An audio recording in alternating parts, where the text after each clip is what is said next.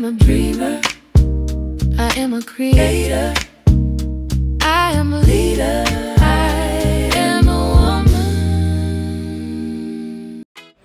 Hello, magandang gabi. Ako nga pala si Jenny na nakatira dito sa UAE. Ngayong gabi nga napag-isipan naming maglakad-lakad kasi para maiba naman yung hindi na lang lagi sa bahay pagkagaling sa trabaho. Nakatambay na lang sa bahay. Maglakad-lakad din kami para matagtag din yung mga taba namin. Lalong-lalo na ako kasi tumataas na yung sugar ko. So, kailangan ko daw mag-lose ng timbang. So, sige, lakad-lakad lang kami dyan. At saka nag-exercise.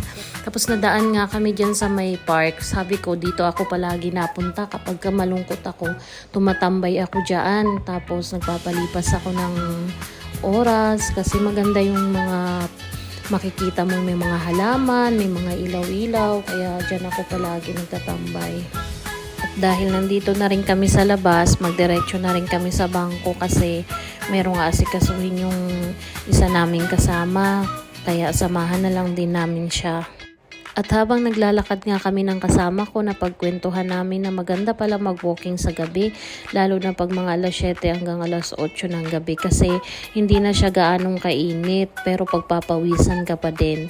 Kaya mas okay pa rin kasi matatagtag yung taba mo, matatagtag yung lahat ng kolesterol mo sa katawan. Kaya sabi namin, ipupush na lang namin na maglakad-lakad araw-araw kasi nakakagaan din sa pakiramdam. Ayun, tinuturo ko nga kung saan kami pupunta kasi doon daw mayroong asikasuhin yung kasama namin. Kaya naantay namin na makatawid kami. Pindot-pindot na lang kami dyan. Tapos na yan, nakatawid na kami. Tapos tatawid ulit kami doon sa kabila. Tapos yun na, nakita ko nga yung isang malaking parang lagay ng mga alahas. Maganda pala dito, lalo na pa yung may mga ilaw. Tapos ayun na nga si Miss Chris, magpunta na daw siya, mauna na daw siya. Kami naman itong sumusunod sa likuran niya. Nag-video ako dyan sa mga halaman na patubo pa lang. Kasi sa mga ilang araw niya, madami na namang halaman na magsisipagtubuan. Tapos ito na nga,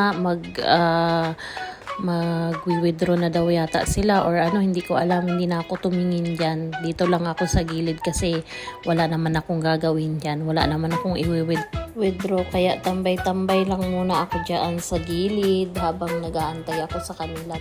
Tapos dumaan na nga rin kami dyan sa may palengke, sa bilihan ng mga Filipino food. Tapos yun, nakita ko yung kaibigan ko na matagal ko nang hindi nakikita. Sabi ko magsama na siya, magpunta kami doon sa may kabilang bilihan din ng mga kakanin, tsaka bilihan din ng mga food ng mga Pilipino, ganon. Tapos may nakita nga ako dyan na gourmet toyo. Dito rin ako nakabili dati ng gourmet toyo na napakasarap talaga dito sa Maria Paz. Tapos ang sarap ng cheesecake nila dito. Pero yung pinaka-paborito ko dito, yung kutsinta nila, yung napakasarap talaga dito. Gustong-gusto ko yung kutsinta na may orange, tapos may ubi, yun ang pinakamasarap dito. Tapos yung cheesecake din nila, bestseller din nila yan dyan. Kaya ang sarap-sarap dito mamili sa Maria Paz. Tapos pagpasok mo pa lang, ang bangon-bangon na, parang ayaw mo nang umalis.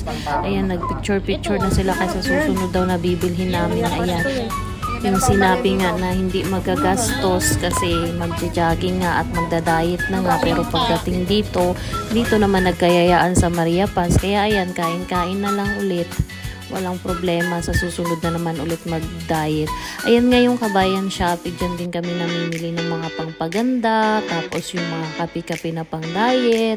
Tapos yung isa kong kaibigan din, nagbili din siya ng pizza, so buy one take one kasi yung pizza, kaya bumili siya at binigyan na rin niya kami ng isa. Sa kanya yung isa, sa amin yung isa.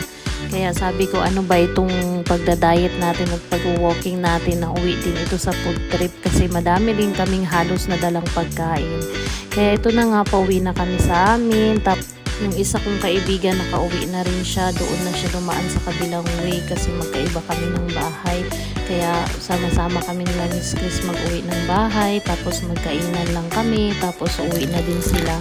Kaya nakauwi na sila. Tapos nagkainan na kami kanina. Hindi ko na naipakita yon. Ngayon naman, mag-aayos ako ng bang babaunin ko kinabukasan kasi ayokong gagawin ako sa oras. Ayoko na naman na magmamadali ako. Kaya inaayos ko na habang gabi pa, inaayos ko na lahat yung mga pangangailangan ko para sa pagpasok, para hindi na ako naghahabol ng oras kinabukasan. Kaya ayan nga, yan muna ang aking mga pang-snack kasi yan ang mas madaling baunin, mas madaling i-prepare. Kaya yan muna ang babaunin ko. Nagkuha nga ako ng 5 kamatis dyan, tapos isang cucumber, tapos isang bell pepper, tsaka isang carrots. Yan lang ang babaunin ko kinabukasan. Binalatan ko na at hiniwa ko na. Tapos ilalagay ko na siya sa rep para kinabukasan. Kukunin ko na lang at ilalagay ko na lang siya sa baunan ko. Yun lang. Maraming salamat. Sana magustuhan niyo ang video ko. Napapanoorin ko sa inyo lahat ng mga nangyayari sa buhay ko dito. Maraming salamat. Bye-bye!